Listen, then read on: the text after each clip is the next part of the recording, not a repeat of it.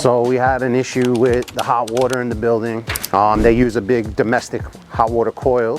So we're doing an exchange of one for another. But normally they're a lot easier to put together. Today, the mounting plate kind of rotted out, so we have to cut that piece out and weld in a new piece. You know, we're going through the stages. The old one's already out. We missed that part, and we're putting a new one in. So right now the guys are prepping it. Typically when it's an in and out, maybe like 3 hours. It really depends. Every job is different. One thing I can tell you about the trades, and that's not just ours, but specifically ours, is when you think it's easy, it's not easy.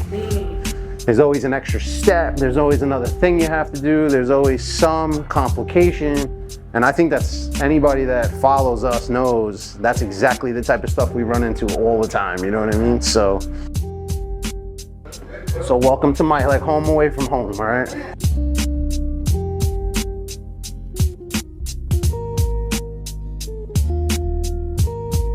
I know, that's why I was thinking now, like when he took it out, but the only thing is, you see, this is the only thing I don't like right here.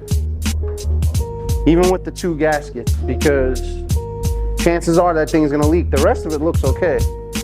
But this little spot here, so basically this is where the coil sits, which is what's on the floor behind you.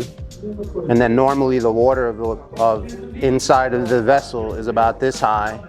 And so the temperature that's built inside creates the temperature coming out here. So this is for the hot water at the sinks and your shower. So in a building like this, when you take a shower, it's not a mystery where it comes from. It's not some gerbils in a hamster wheel, or hamsters in a hamster wheel. It actually is generated by the power created by the vessel and the water surrounding that coil that you see on the floor, basically. And then it goes up through these pipes. And then there's a valve over there that keeps the water at a safe temperature. So when you turn it on, your faucet, you're not burning your skin, you know? You don't want to come out burning alive. So there's a temperature mixing valve that we set it for the temperature that the city sets. So this is a mixing valve, and it basically takes cold water and hot water that's also tied into there and comes into here and mixes. And then it has an adjustment screw and an element that sits inside, and we can adjust it to go send the temperature up to the apartments at basically legal temperatures, because in the city they have a range of 120 to 130.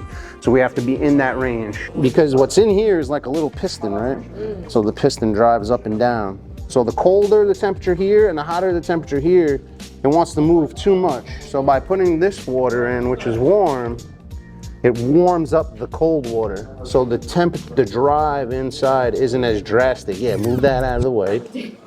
Doesn't make for good video.